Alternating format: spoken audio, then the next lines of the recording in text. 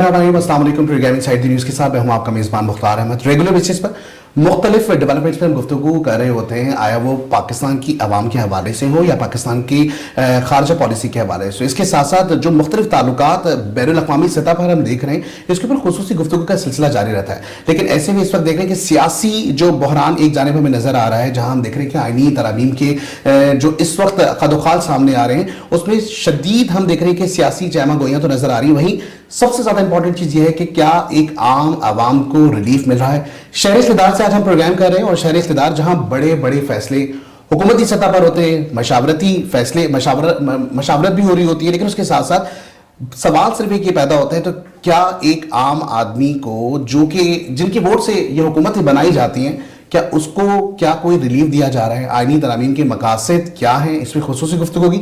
लेकिन आज के जो हमारे साथ मेहमान मौजूद हैं, पाकिस्तान की सियासत, पाकिस्तान के कानून, पार्लिमानी उमूर की अगर बात करें तो एक नुमायां नाम रखते हैं। इसके साथ साथ वकील भी हैं, सियासतदान भी हैं, वफाकी वजीर भी हैं, इसके साथ साथ मुख्तलिफ वजारतों पर बरजमान हुए हैं। हमारे साथ बाबर रवान साहब मौजूद है। सबसे पहले वेलकम करेंगे अपने प्रोग्राम में। अस्सलाम वालेकुम सर।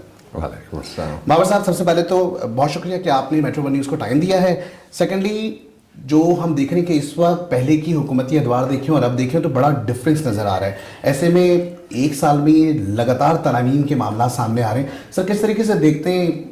26वीं तरमीम आती है, फिर 27वीं आ जाती है, फिर 28वीं की चैमा गोइयाँ हो रही हैं। 26वीं तरमीम को आप किस तरीके से देखते हैं सर? Thank you. मैं आपके मेट्रो का बड़ा पुराना व्यूअर हूँ। मैं कराची में जाता था केसेस करने के लिए, सुप्रीम कोर्ट रजिस्ट्री में और सिंध हाई कोर्ट में, तो मैं देखता रहा। Thanks for having me. देखिए, आपने पूछा कि 26वीं और आईनी तरमीम को हम किस तरह से देखते हैं।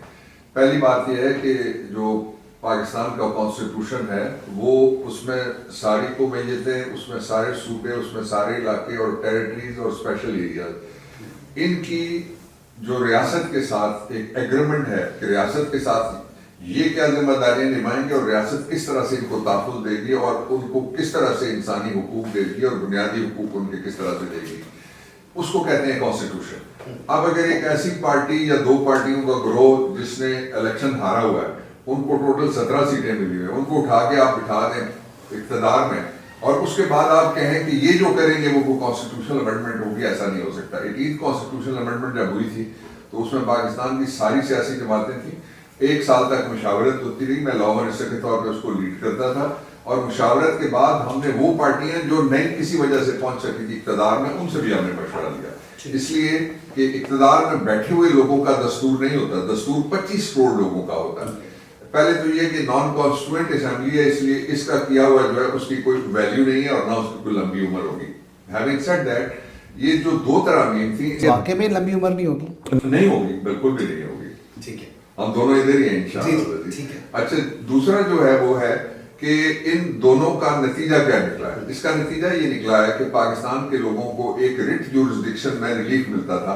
किसी इदारे ने किसी को उठा लिया, किसी इदारे ने किसी को मारा, किसी आम आदमी के खिलाफ कोई इदारा उसके जाके उसका घर तोड़ दिया, तो वो ग्रीवेंसेस जो होते थे, पब्लिक ग्रीवेंसेस जिनको कहते हैं, उनके लिए 2 कॉन्स्टिट्यूशन में गारंटीज थी। हाई कोर्ट है मुल्क के अंदर 5, उन 5 में रिट जाती थी, और जो सुप्रीम कोर्ट है वो आर्टिकल 184(3) में वही एक सुओ मोटो नोटिस होता था और एक रिट भी होती थी उसकी, सुप्रीम कोर्ट की जो रिट होती थी, वो दोनों डिलीट कर दी गई हैं। इसका मतलब ये है कि पाकिस्तान के लोगों का गला घूटा गया और पाकिस्तान में जो आम आदमी है उसके लिए रिलीफ खत्म कर दिया गया। दूसरा इसका पहलू ये था कि अपनी मर्जी के जजेस जूनियर बिठाए। कराची के एक होते थे शरफ फरीदी साहब, वो फेडरल सेक्रेटरी रहे। उन्होंने एक मुकदमा फाइल किया सिंध हाई कोर्ट में, जिसके नतीजे में सुप्रीम कोर्ट ऑफ पाकिस्तान तक वो आया और उसमें फैसला ये हुआ कि एग्जेक्टिव को जुडिशरी से अलग किया जाए। ये कॉन्स्टिट्यूशन में भी मौजूद था कि प्रोग्रेसिवली अलग होना चाहिए, लेकिन वो नहीं रही थी। तो ये शरफ फरीदी के केस को क्रेडिट जाता था कि वो फिर इवेंचुअली दोनों इदारे अलग हो गए। अब ये 27वीं तरमीम के जरिए से ये मैजिस्ट्रेसी को बहाल कर रहे हैं। आपने देखा ना, जहां भी इलेक्शन होता है, जब कोई अदलिया का जज बैठा हो, अभी बारों के इलेक्शन हुए, अदलिया के जजों ने करवाए, कम झगड़ा पैदा होता है।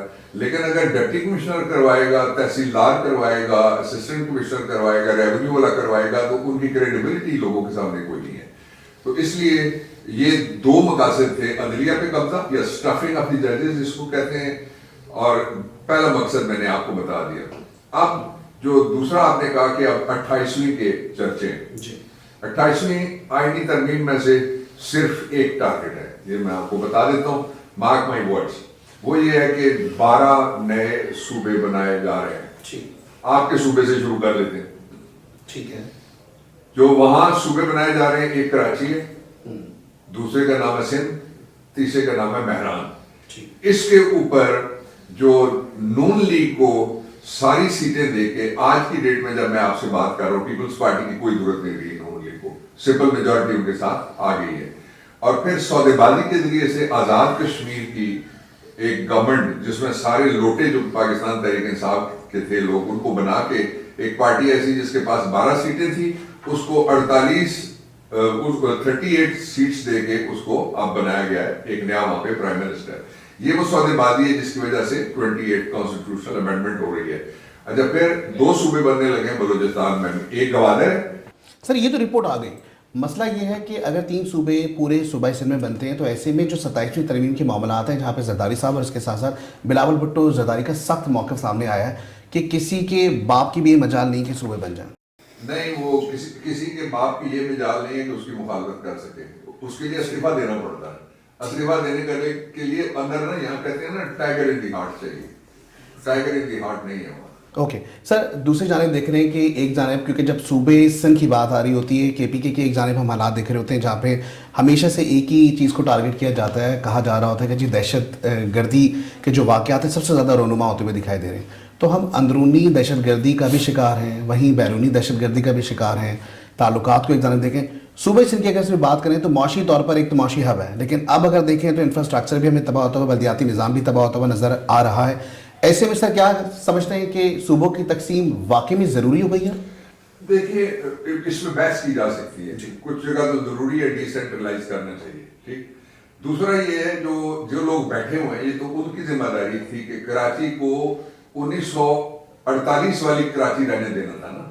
آج جو انہوں نے بنا دی 1857 کی جنگ آزادی سے پہلے والا کراچی ہے.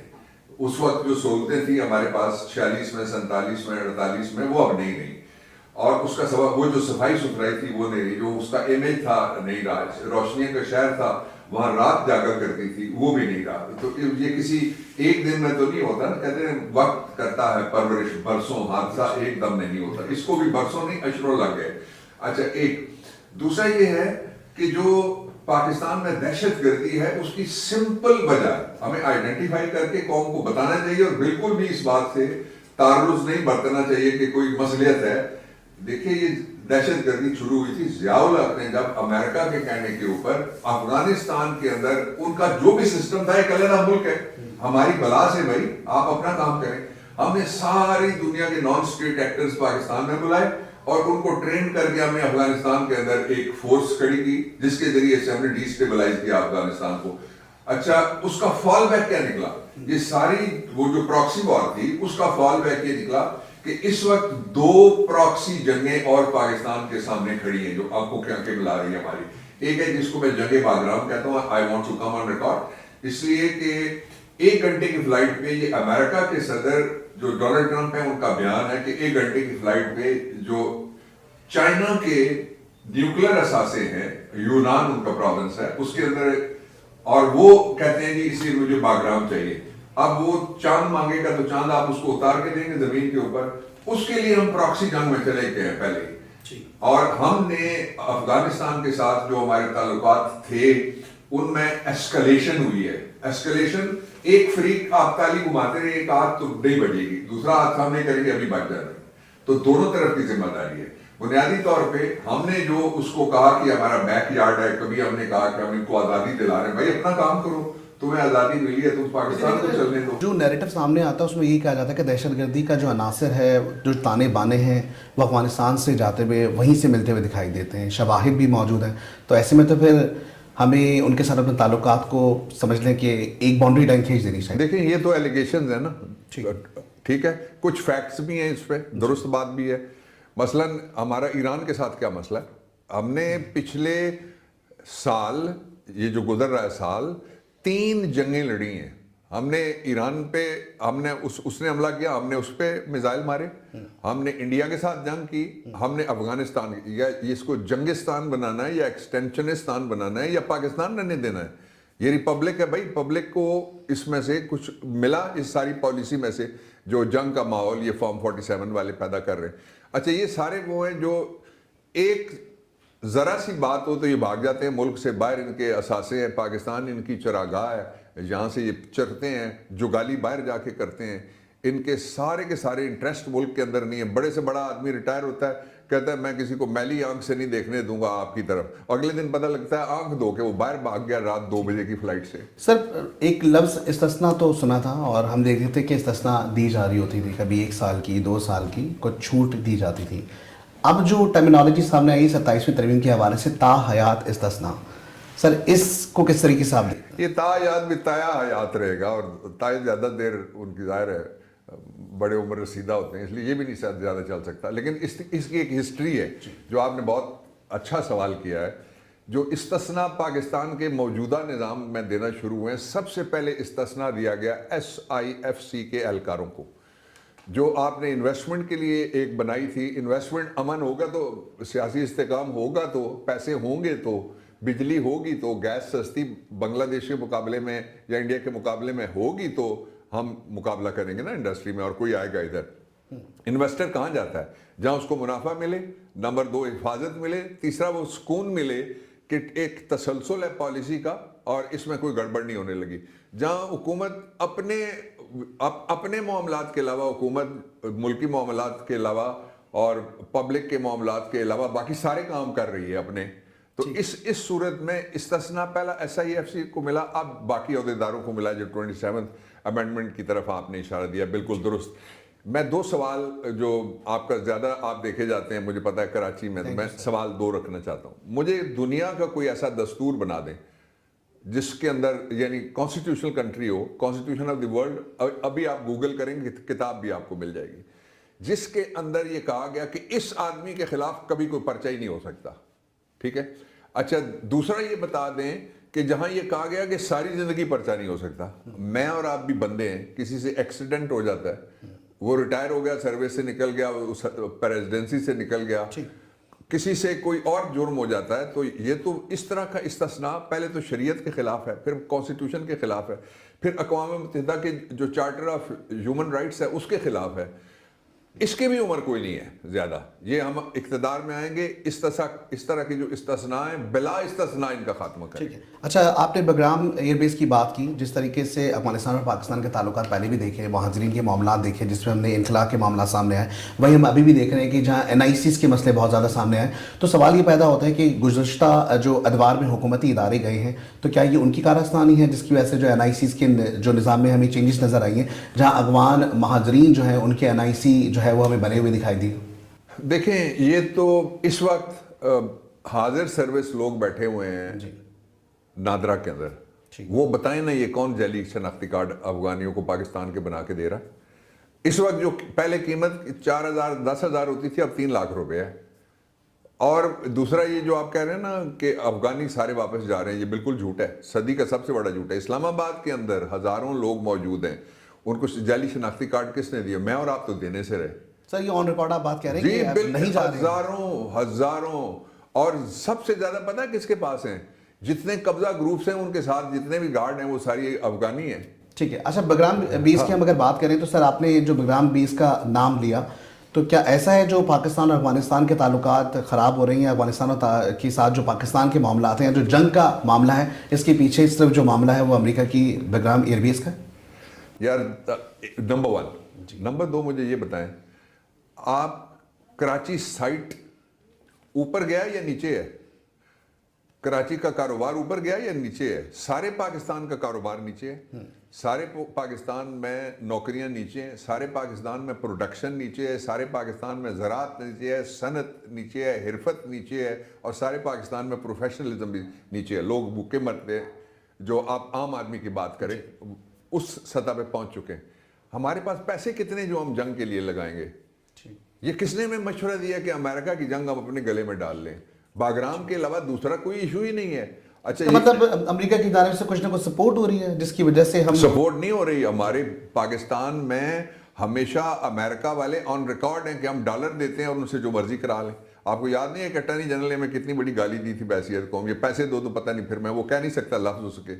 اچھا پھر ایک کتاب چھپی ہے نو ایگزٹ فرام پاکستان, اس میں وہ کہتے ہیں فلاں فلاں فلاں فلاں طبقے یہ جو ہے یہ تو ایک باٹل کے اوپر بھی شاید کی کہہ لیں جو کراچی سے پکڑی گئی تھی, ایک چیف جسٹس نے پکڑی تھی. اچھا وہ باٹل یا وہ کہتے ہیں جی ان کو ویزا دے دیں اور ان کے دونوں نام رکھے ہوئے ہیں پتہ نہیں کیا کیا. تو اس لیے یہ کہنا کہ کوئی جینون ہماری لڑائی ہم لڑ سکتے ہیں ان حالات کے اندر, قوم جس فوج کے پیچھے دنیا کی بڑی سے بڑی فوج لیں, پہلے قوم اکٹھی ہوتی ہے پھر جنگیں جیتی جاتی ہیں پھر لڑی جاتی ہیں جنگیں. اس وقت صورت یہ ہے کہ قوم کے اتحاد اور اتصال کا ایک نقطہ باقی رہ گیا پورے پاکستان میں, اس کا نام ہے کانسٹیٹیوشن. اس کو کوئی مانتا ہی نہیں ہے, اس کو پاؤں تلے روندا جا رہا ہے اور اس کو کہتے ہیں یہ کاغذ کا چیتھڑا ہے. ٹھیک ہے, لیکن دوسری جانب ایک اور چیز ہے جو ایک عوام میں تاثر دیا جا رہا ہے, عوام کا یہ تاثر سامنے آتا ہے کہ جی وزیر اعظم شہباز شریف کا جو نام ہے امریکہ کے وزیر جو صدر ہیں ٹرمپ ان کے زد زبان ہے. مطلب مختلف تقریبات میں انہوں نے وزیر اعظم شہباز شریف کا بیشتر بار نام لیا. اسی طریقے سے فیلڈ مارشل آصف منیر صاحب کا نام بھی لیا, ان کی خدمات کو سراہا. تو پوری دنیا میں نام تو ہو رہا ہے نا سر, اس کو نام کہتے ہیں آپ. سر یہ تو عوامی نمائندہ اگر پاکستان کے لوگوں کی حقیقی نمائندگی کا پیمانہ یہ ہے کہ ٹرمپ جیسا صدر, میں انڈر انورٹڈ کاماز ٹرمپ جیسا امریکہ کا صدر اس کا نام لے تو اس نے جتنا اسامہ بن لادن کا نام لیا اور کسی کا نہیں لیا. ٹھیک ہے سر, یہ اشارہ کس طرف جا رہا ہے؟ یہ اشارہ کرپشن کی طرف ہے جو آیا, میں اپنے رپورٹ دی ہے. یہ 5,350 ارب کی انہوں نے کہا کرپشن ہوئی ہے. میرے اور آپ کے سارے پیسے ہم جو ٹیکس دیتے ہیں, یعنی آپ گھر سے چلے آپ نے 4 ٹیکس دے دیے, پتی پہ آپ نے علیحدہ ٹیکس دیا, گیس پہ آپ نے علیحدہ ٹیکس دیا, بجلی پہ علیحدہ ٹیکس دیا آپ نے, اور گاڑی کے پیٹرول پہ آپ نے علیحدہ, یہاں تک پہنچنے تک 4 ٹیکس. یہ سارے بچے بھی دیکھ کے ہیں جو ادھر ادھر کھڑے ہیں ہمارے پاس. اچھا یہ جو پیسے ہیں یہ جتنی کمائی کرتے ہیں یہ ساری جاتی کدھر ہے آخر؟ ٹھیک ہے چلیے یہاں پہ وقت بریک پہ جائیں گے, بریک سے واپس آتے ہیں ہمارے سے جڑے رہیں, دیکھتے ہیں ہمارا پروگرام جس کا نام inside the news. Welcome back to the show. جیسے کہ پروگرام بھی خصوصی گفتگو کا سلسلہ جاری, خصوصی مہمان ہمارے ساتھ موجود ہیں بابر احوان صاحب. بابر احوان صاحب, ظاہر ہے تمام صورتحال سب کے سامنے نظر آ رہی ہے, جس طریقے سے حقائق سے پردہ آپ اٹھاتے ہوئے دکھا رہے ہیں اسکرین پہ. ڈیفینیٹلی ضمنی الیکشن کا بھی معاملہ سامنے آیا ہے. ہم اگر بات کریں خاص کر کے KPK کے حوالے سے بات کریں, دوسری جانب ہم بات کریں تو بڑا ایک مشہور سوشل میڈیا پہ ایک جملہ گردش کر رہا ہے کہ گھر میں گھس کر جو ہے نا وہ سمجھ لیں کہ گھر سے نکالا ہے. تو سر آپ اس جملے کو کس طریقے سے دیکھتے ہیں؟ یہ جملہ یہ ہے مودی نے بولا تھا پاکستان کے خلاف, اور مودی کے یاروں کے گھر سے یہ جملہ پاکستان میں دہرایا گیا ہے. مودی نے کہا تھا پاکستان کو گھر کے اندر ہم گھس کے ماریں گے. یہ 2019 کی بات ہے جب ان کے جہاز آئے تھے, اس وقت کا ڈائلاگ ہے. اب مریم نواز نے یہ ڈائلاگ بولا ہے کہ میں نے عمران کو اس کے گھر میں گھس کر مارا ہے. تو مجھے تو نہیں پتا, ہمیں تو ملنے کی اجازت نہیں ہے, وکیلوں کو بھی کئی ہفتے ہو گئے ہیں, تو مریم کیسے ملی اور جا کے مار کے آ گئی اڈیالہ جیل کے اندر؟ پہلی بات یہ. دوسرا یہ ہے کہ یہ جو جملہ آپ نے کہا, یہ جملہ کیا ان کی ترجمانی کر رہی؟ نہیں, مودی کے یار ہیں نا جی. دیکھیں مودی کو انہوں نے گھر بلایا تھا جب نواز شریف صاحب نے اپنے گھر میں بلایا بغیر ویزے کے, بغیر امیگریشن کے, اور یہ میں آن ریکارڈ بات کہنے لگا ہوں. اس وقت پاکستان کی انٹیلیجنس کا سربراہ باہر کھڑا تھا اور را کا سربراہ جو تھا وہ جاتی عمرہ کے اندر ان کے گھر کے اندر بیٹھا ہوا تھا. یہ تقسیم تھی اس سر, یہ بہت بڑا انکشاف ہے. ظاہر ہے میں نے ذمہ دار آدمی ہوں, میں نے بات کی ہے, میں آئی اون اٹ.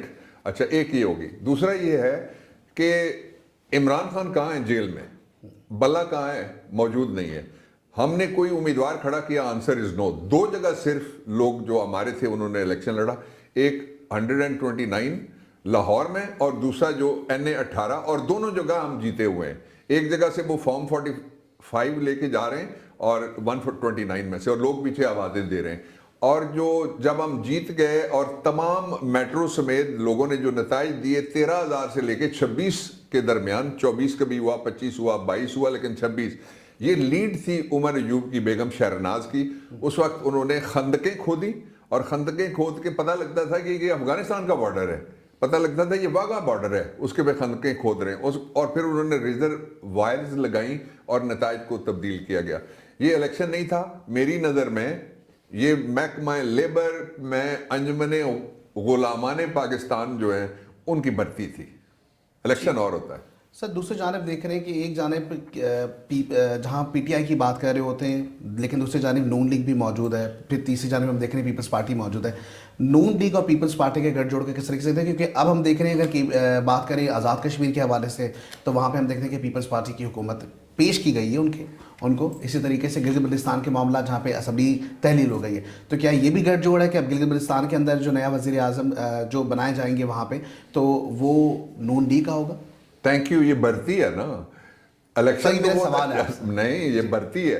الیکشن یہ ہوتا ہے کہ لوگوں کو کچھ پتہ نہیں ہے کون جیتے گا, بڑے بڑے برج الٹ جاتے ہیں, نئے لوگ آ جاتے ہیں, اور الیکشن ہوتا ہے on the strength of the vote. یہ پاکستان کے لوگوں کے سیاسی اور جو ان کی علمی شعور کی توہین ہے اگر کوئی یہ کہے کہ یہ الیکشن ہے. یہ الیکشن نہیں ہے. اچھا, گزشتہ ایک شو ہم نے کیا تھا ظاہریہ انسائڈ دی نیوز میں, جہاں پہ لاسٹ ٹائم بھی ہم نے آزاد کشمیر کے حوالے سے گفتگو کا سلسلہ کیا تھا آپ کے سامنے. وہاں پہ بھی جو بات ابھی بابا روان صاحب نے کہی, یہی بات میں نے وہاں رکھی تھی جب انہوں نے کہا تھا کہ 100% شیورٹی کے ساتھ ہم یہ کہہ سکتے ہیں کہ جی پیپلز پارٹی ہی جو ہے وہ برجمان ہوگی. تو میں نے بھی وہاں یہی ایک سوال اٹھایا تھا, تو کیا یہ الیکشن کا معیار ہے کہ وقت کے کچھ سیکنڈ سے پہلے تک جس الیکشن میں کون وزیر بنے گا یا کون صدر بنے گا یا کون وزیر اعظم بنے گا جس کا انتخاب کیا جاتا ہے, وہاں پہ 2 سے 3 دن پہلے یہ بات سب کو پتا ہے کہ جی وزیر اعظم کون بنے گا؟ تو بہت اچھا سر, ڈیفینیٹلی. اچھا نہیں, میں آپ کو کے ایم سی کی مثال دیتا ہوں. جب بھرتیاں ہوتی ہیں تو باہر لائنیں اور ہوتی ہیں, انٹرویو کے لیے اور کھڑے ہوتے ہیں, لسٹ پیچھے سے آتی ہے ہمیشہ. اچھا, ایسے معاملات اللہ ماشاء اللہ, اب دیکھ لینا, تبھی تو وہ شہر اجڑا ہے. شہر اس طرح تو نہیں اجڑے, وہ تو شہر کیا وہ شبستان تھا. مجھے 2 شہروں کے اجڑنے کا بڑا افسوس ہے. ایک کراچی کا جس طرح اس کو اجاڑا گیا, اور ایک جو افغانستان کا باغ بالا, میں وہاں گیا بھی ہوا ہوں, جو کابل تھا, وہ کسی زمانے میں نوروز کا وہاں پہ منایا جاتا تھا جشن. یہ جو 79 سے پہلے ضیاء الحق ولی اور چارلی ولسن وار اس کو کہتے ہیں امریکہ میں, چارلی ولسن وار سے پہلے وہاں بھی اسی طرح کا وہ شبستان ہوتے تھے, گلستان ہوتے تھے. اب سارے کے سارے جو ہیں وہ کیا ہو گئے ہیں آپ کے سامنے. ٹھیک. اچھا, عمران خان کی حکومت کے دور میں جب اب وہ سابقہ ظاہریہ وزیر اعظم ہیں, آخری ملاقات جب آپ کی جب وہ وزیر اعظم تھے اس وقت جب آپ کی ہوئی تھی تو ان کا کیا پیغام تھا؟ دیکھیں آخری جب وہ تو اس دن تو آپ کو پتہ ہی ہے پرائم منسٹر سیکریٹریٹ پہ قبضہ ہو گیا تھا, اس پہ قبضہ ہو گیا تھا. 5 بندے رہ گئے تھے جس میں سے کچھ فرار ہو گئے اور پھر بعد میں وہ پکے ہی فرار ہو گئے, اور جو بچے تھے 2-3 دن ان میں سے ہم تھے. وہ تو اور قسم کی گفتگو ہے, وہ میں کسی وقت پھر اگر موقع ملا تو میں آپ کو بتاؤں گا. لیکن عمران خان کے بارے میں 3 باتیں میری جتنی بھی میں پہلا شخص تھا جو اٹک جیل میں ان سے میری ملاقات ہوئی تھی, اور اس کے بعد جو ابھی بھی کچھ ہفتے پہلے تک پابندی لگنے سے پہلے ملاقات جو ہوئی ہے, اس میں 3 باتیں بڑی امپورٹنٹ ہیں. ایک تو یہ ہے کہ وہ کہتا ہے کہ پاکستان کی نئی نسل باشعور ہے, پاکستان کی نئی نسل کو اپنے مستقبل کا فیصلہ کرنا ہے, اور بالکل ٹھیک کہتے ہیں وہ, اس لیے کہ پاکستان میں اس وقت 70% لوگ جو ہیں وہ آپ کی عمر کے بچے ہیں, 35 سے نیچے ہیں, اور 14 سال سے والوں کا شعور اس وقت 40 سال والوں سے بڑھ کے ہے جو پچھلی صدی کی پیدائش ہے. ایک وہ اس کا کہنا یہ ہے. دوسرا اس کا کہنا یہ ہے کہ ہمیں حقیقی آزادی چاہیے, ہم گورے سے نکل کے کالے کی غلامی کیوں کریں گے, اور حقیقی آزادی کے لیے رول آف لا کے بغیر حقیقی آزادی نہیں مل سکتی. اور رول آف لا کی جو انشورنس ہے پالیسی, وہ کانسٹیٹیوشن ہے, اس کو پیچھے رکھ کے, اور کانسٹیٹیوشن میں یہ جو مخمل کا آپ سمجھ لیں کانسٹیٹیوشن ہے ہمارا بنا, اس میں ٹاٹ کے جو ٹوٹکے لگاتے رہتے ہیں نا, یہ ہمیشہ آمریت کے دور میں لگے ہیں. مثلا ضیاء الحق نے اپنا نام شامل کر لیا تھا, 32 سال لگے قوم کو وہ نام نکالنے میں. نام کبھی کسی کانسٹیٹیوشن میں ابراہیم لنکن کا نام ہے, بل آف رائٹس میں آنسر از نو. ٹھیک سر, آج بھی ہم یہ ایک چیز دیکھ رہے ہیں کہ اڈیالہ جیل میں آج بھی رش لگا رہتا ہے, باہر لوگ آتے ہیں اور پھر چلے جاتے ہیں. تو ملاقاتوں کے سلسلے کیا رہیں گے, اور آنے والے وقتوں میں کیا عمران خان کی رہائی کو آپ دیکھ رہے ہیں؟ دیکھیں, عمران خان وہ لیڈر ہے کہ وہ کسی میڈیم کا محتاج نہیں رہا. جب آپ لوگوں کے دلوں میں بستے ہیں نا, تو پھر آپ کا سکرین پہ پابندی لگ جائے, آپ کی فوٹو پہ لگ جائے, آپ کے نام پہ لگ جائے, آپ کی سیاست پہ لگ جائے, آپ کے انتخابی نشان پہ لگ جائے, آپ کی سیاسی جماعت کو باہر نہ نکلے, اس سے کوئی فرق نہیں پڑتا. جب بھی الیکشن ہوگا, آپ 3.5 سال سے فارن اگینسٹ پاکستان میں صرف ایک آدمی ڈسکس ہو رہا ہے, اب الیکشن ہوا, وہ جیل میں بیٹھا ہوا, ڈسکس کون ہو رہا ہے؟ عمران خان. کوئی شو نہیں چل سکتا, کوئی کالم نہیں چل سکتا, اور کوئی ٹی وی نہیں چل سکتا عمران خان کی. یا وہ حمایت کرے گا یا مخالفت. حمایت پہ پابندی ہے, اس لیے مخالفت والے جو ہیں وہ جب اپنے سوشل میڈیا اکاؤنٹس پہ جاتے ہیں وہاں ایک اور بات کر کے دوسری بات کرتے ہیں تاکہ ہمیں تھوڑے سے اس سے ویوز مل جائیں. تو یہ جو جتنی منافقت ہے اس کو ختم کرنا چاہیے. پاکستان کو آگے لے جانے کے لیے پاکستان کے لوگوں کے شعور پہ, جس طرح قائد اعظم نے کس طرح سے پاکستان کے لیے کوئی جنگ لڑی تھی, ایک حصہ آرمی کا, برٹش آرمی کا ہمارے ساتھ مل گیا تھا, آدھی مل گئی تھی انڈیا کے پاس. نہیں, یہ بیسکلی 3 لوگ تھے جن کی یہ جنگ تھی. ایک جو بڑے حصے کا بنا پارٹیشن کے بعد وہ موہن داس کرم چند گاندھی صاحب تھے, مہاتما گاندھی جن کو کہتے ہیں. دوسرے قائد اعظم محمد علی جناح تھے جو پاکستان کے لیے لڑ رہے تھے, اور ان کے ساتھ جو ان کے دستے راز تھے وہ شہید ملت لیاقت علی خان. یہ تینوں بیرسٹر تھے.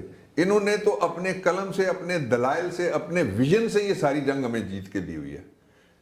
ٹھیک. اچھا, دوسری جانب ایک اور چیز ہم نے دیکھی کہ بے نظیر بھٹو شہید کی جو افسوسناک خبر تھی, سب سے پہلے جب وہ خبر سامنے آئی ہے اس دور میں سب سے پہلے خبر آپ کی جانب سے جو ہے وہ آئی تھی. اس ٹائم پہ پیپلز پارٹی اور آج جو پیپلز پارٹی کام کر رہی ہے, جو نظریات ہیں یا جو ان کا اب ایم ہے یا ان کا جو منشور ہے, اس میں کچھ رد و بدل نظر آتا ہے سر؟ وہ تو پارٹی رہی نہیں. میں نے تو غالباً حامد میر صاحب کے شو میں نے 2 باتیں کی تھیں. ایک بات یہ تھی کہ جو گولی لگی ہے, یا کوئی اور شو تھا مجھے یاد نہیں ہے, کہ بی بی کو جو گولی لگی ہے اس سے پیپلز پارٹی نہ مر جائے کہیں. مجھے اس وقت بھی خدشہ تھا. پھر بعد میں وہی ہوا, اب وہ پارٹی نہیں ہے.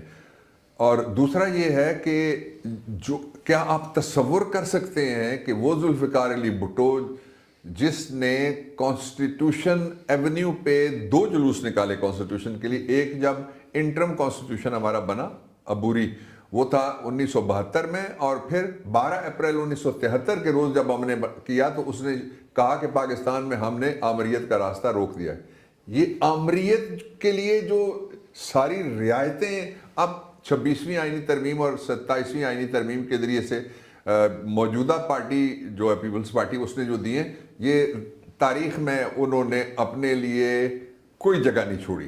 وہ جو انقلاب تھا وہ بھی فارغ ہو گیا, جو کانسٹیٹیوشنل رول کی بات تھی کرنے والے وہ بیچارے اکثر فوت ہو گئے, اور جو اب رہ گئے ہیں وہ مینجمنٹ ہے, چند لوگوں کی مینجمنٹ ہے جس کے اوپر وہ اقتدار چل رہا ہے. ٹھیک ہے. آپ کے دور حکومت میں, خاص کر کے پی ٹی آئی کا جب دور حکومت تھا, تو اس دور حکومت میں نعرے لگائے جاتے تھے کہ اسرائیلی حکومت ہے, اور کہا بھی جاتا تھا کہ یہ الزامات لگائے جا رہے ہیں. دوسری جو اختلاف کرتی ہیں پارٹیاں آپ سے, جو اپوزیشن میں اس وقت موجود تھیں, آج آپ لوگ بھی اپوزیشن میں ہیں, اور آج اب خاص کر کے جو حکومت میں پارٹیز ہیں ان کے اوپر بھی یہ نعرے لگائے جاتے ہیں کہ وہ اسرائیلی کی حمایت یافتہ ہیں. تو سر یہ فرق ہے. پہلے نہیں, عمران خان کے اوپر کوئی کبھی الزام نہیں لگا کہ وہ اسرائیل کا حمایت یافتہ ہے. اس نے جو اقوام متحدہ میں تقریریں کی ہیں جا کے اسلام و فوبیا کے اوپر کی ہیں, اور یہ کہا اس نے, وہ پہلا حکمران ہے مسلم کہ رسول اللہ صلی اللہ علیہ وسلم دنیا بھر کے مسلمانوں کے دل میں رہتے ہیں. جب ان کی طرف کوئی بری نظر سے یا برے لفظ سے رجوع کرتا ہے تو ہمارے دل دکھتے ہیں اور ہمارے دل ان کی محبت میں دھڑکتے ہیں. یہ کس نے کہا کہ آپ کے ملکوں میں, اس نے نیو یارک کے اندر, امریکہ کے اندر جلسہ کرتے ہوئے اس نے کہا عمران خان نے کہ ہمارے ملکوں کے پیسے ہوئے لوٹے ہوئے پیسے جو ہیں آپ کے ملکوں میں پڑے ہوئے, یہ پیسے آپ واپس کریں. اور تیسری بات یہ ہے کہ 3 دن پہلے 4 دن پہلے ووٹ دیا ہے پاکستان نے اسرائیل اور امریکہ کو, ووٹ دیا ہے اقوام متحدہ کے اندر, اور اس ووٹ کے ذریعے طے یہ ہوا ہے کہ جو پہلا ارینجمنٹ تھا غزہ کا وہ ختم ہو گیا, اور اب ایک نیا ارینجمنٹ جو ہے وہ آ گیا. پاکستان نے اس حکومت اور اس نظام سے پہلے کبھی ایسی سائڈ پہ ووٹ نہیں دیا. اور ایک لفظ رہ جائے گا, اگر میں انصاف نہیں کر سکوں گا موضوع سے میں نہ کہوں, کہ 1948 میں اقوام متحدہ کا ممبر بنا چائنا. ہم نے سب سے پہلے اس کو ریکگنائز کیا تھا چائنا کو. 48 سے لے کے 2025 تک پہلی دفعہ چائنا نے دوسری طرف ووٹ دیا, یعنی ابسٹینشن کی, اس نے ووٹ نہیں کی, حمایت میں ووٹ نہیں کیا اس قرارداد کے. اور دوسرا ملک ہے روس. ہم کس کے ساتھ کھڑے ہوئے؟ اسرائیل کے ساتھ. ہم کس کے ساتھ کھڑے ہوئے؟ امریکہ کے ساتھ. اور اب یہ بھی کوئی خبر والی بات ہے کہ ان کے وزیر بھی جاتے ہیں, مشیر, ان کے شہباز شریف کے ارد گرد کے لوگ جا کے ان کے پیویلینز میں جاتے ہیں اسرائیلی کاروباری. یہ آپ نے ویڈیوز دیکھ لی, میرے کچھ کہنے کی ضرورت نہیں. اچھا, یہ بھی ریلیونٹ مسئلہ, اس لیے ہے کہ قائد اعظم نے کہا ہوا ہے کہ ہمارا موقف اسرائیل ہم تسلیم نہیں کریں گے، اور جب تک وہ بات جو قائد اعظم نے کہی ہوئی ہے، جب تک پاکستان ہے ہم تو اس کے اوپر چلیں گے۔ اصل ایشو یہ ہے کہ اس وقت پاکستان کی خارجہ پالیسی، اس کا نہ کوئی سر ہے نہ پیر ہے، معاشی پالیسی اس کا سر ہے نہ کوئی پیر ہے، پبلک کے لیے کوئی ریلیف اس کا نہ کوئی سر ہے نہ پیر ہے، سوائے گفتگوؤں کے اور سوائے سرکاری ٹیلی ویژن کے اشتہاروں اور اخباروں کے اشتہاروں کے، اور پبلک کے لیے کسی جگہ کوئی ریلیف نہیں ہے۔ مجھے بتائیں نا، کانسٹیٹیوشن کس کے لیے ہوتا ہے؟ پبلک کے، سرکاری ملازموں کے لیے اور سرکاری عہدیداروں، پبلک آفس ہولڈرز کے لیے نہیں ہوتا۔ کیا ملا ہے ان کے سارے ادوار میں؟ عمران خان نے 3 مصیبتیں اکٹھی، ایک انڈیا کو ہم نے دھول چٹائی، دوسرا یہ ہے کووڈ-19 کو جس طرح عمران خان نے ڈیل کیا تھا وہ امریکہ اور برطانیہ جیسے ملکوں سے بھی تعریف آئی اور WHO سے بھی تعریف ہے، اور تیسرا یہ تھا جو پنجاب اور سندھ کے علاقے تھے، لوکسٹ ایک کہتے ہیں ٹڈی دل، ٹڈیاں ہوتی ہیں اتنی سے بڑے سائز کی، وہ فصلیں کھا جاتی ہیں، درخت ننگے کر کے رکھ دیتی ہیں، وہ بھی آئے۔ اس کے باوجود اس کی ٹوٹل حکومت 78 سال میں 3.5 سال ہے، اور جو باقی تھے لوٹنے والے، وہ پاکستان کا ان کے لیے چراگاہ ہے جی۔ آپ باہر گئے ہوئے ہیں، میں نے سنا ہے، تو آپ جس محلے میں جائیں گے تو پاکستانی آپ کو بتاتا ہے، آپ کو پتا ہے نا یہ فلانے صاحب کی یہ پراپرٹی ہے، آپ کو پتا نہیں یہ ٹاور فلانے صاحب کا ہے، تو یہ تو لوٹ کے کھا گئے سارا ملک۔ اچھا، دوسری جانب KPK کی اگر ہم بات کریں، ڈیفینیٹلی ہم پورے پاکستان کی بات کریں، KPK کی بات کریں تو ایک تو دہشت گردی کے بڑھتے ہوئے عناصر اب بھی نظر آ رہے ہیں۔ ایسے میں CM صاحب جو ہمارے اب سہیل آفریدی صاحب ہیں، ان کے لیے جو اپوزیشن میں جماعتیں ہیں وہ سرد درد ان کے لیے بنے ہوئے ہیں، تو سر کیا کہیں گے KPK آنے والے وقتوں میں؟ یہ جو سرکاری نیریٹو ہے نا کہ KP اور دہشت گردی کوئی نیکسس نہیں ہے، اس لیے کہ KP میں پرامن لوگ رہتے ہیں، بالکل یہ سارا نیکسس ہے ان جنگوں کے ساتھ جو ہم نے لڑی ہیں۔ آپ کو یاد نہیں ہے کراچی کو کتنا عرصہ دہشت گردی کا تانا مل، کراچی کے لوگ کوئی دہشت گرد تھوڑے ہیں، اسی طرح KP کے لوگ تھوڑے دہشت گرد تھوڑے ہیں۔ دہشت گردوں کو جب آپ کسی ایک جگہ ٹرینڈ کریں گے، دوسری جگہ ان کو پناہ کے لیے بھیجیں گے، تیسری جگہ ان کے وہ لڑائی میں استعمال کریں گے، تو پھر آپ یہ مت سوچئے کہ فال بیک نہیں ہوگا۔ یہ ایک سمپل فارمولہ ہے۔ ٹھیک ہے سر ڈیفینیٹلی، کیونکہ وقت ہمارے پاس بڑا مختصر سا ہے اور خصوصی گفتگو جو ہے میٹرو ون نیوز پہ آپ کی اب بھی جاری ہے۔ ہم چاہیں گے کہ جو ہمارے ناظرین ہیں ان کو اور خاص کر کے پورے پاکستان کو جو آپ پیغام دینا چاہیں۔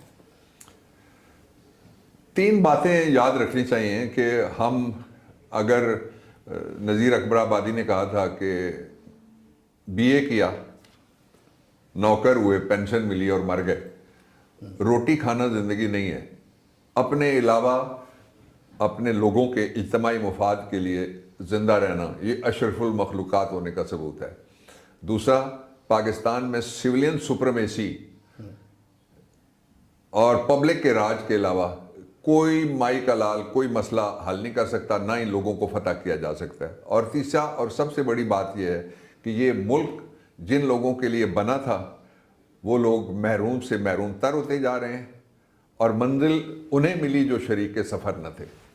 ٹھیک ہے، اب آخری، کیونکہ ڈیفینیٹلی یہ وقت بالکل ہی مختصر سا تھا اور جس طریقے سے بابر احمد صاحب نے سمجھ لیں کہ پورا ایک بیان سامنے پیش کر دیا ہے پوری عوام کے سامنے، ایسے میں صرف ایک سوال جو چھوٹا سا ہے، عمران خان صاحب کی رہائی کے معاملات کہاں تک ہیں، کب تک ایکسپیکٹیشنز ہیں کہ وہ باہر آ سکتے؟ دیکھیں، عمران خان کے جو جس اندھیرے سیل میں بند ہے اس پہ 2 کنڈیاں لگی ہوئی ہیں، ایک باہر سے لگائی ہوئی ہے اس نظام نے، دوسری اس نے اندر لگائی ہوئی ہے۔ وہ کہتا ہے میں ڈیل کر کے نہیں نکلوں گا، میں میرٹ پہ نکلوں گا، ایک۔ دوسرا، یہ جتنے ڈیلر ویلر ہیں وہ سب رو رہے ہیں کہ کوئی ڈیل مانگے تو صحیح، کوئی ڈیل چاہے تو صحیح، کوئی ڈیل کی طرف دیکھے تو صحیح۔ وہ آپ کی طرف دیکھتا ہے، یعنی پبلک کی طرف دیکھتا ہے، پبلک کی طرف ہی دیکھے گا، اور اللہ کے بعد اس کا جو آسرا ہے وہ صرف ایک ہی بات ہے، وہ یہ ہے کہ عوام اتنی باشعور ہے کہ وہ اس کا ساتھ کسی قیمت پہ نہیں چھوڑے گی، اور وہ نہ دھوکہ دے گا، نہ بھاگے گا، نہ کسی بیماری کا بہانہ بنائے گا، اور نہ ہی ملک سے باہر جائے گا۔ ٹھیک ہے، بہت شکریہ بابر احمد صاحب، آپ ہمارے ساتھ موجود تھے اور یہاں وقت اختتام کے جانب بڑھ رہا ہے۔ زندگی حالات میں بھی ساتھ ہوگی آپ سے پھر ملاقات، اپنا بہت زیادہ خیال رکھیے گا۔ پاکستان زندہ باد، پاکستان ہمیشہ زندہ باد رہے گا۔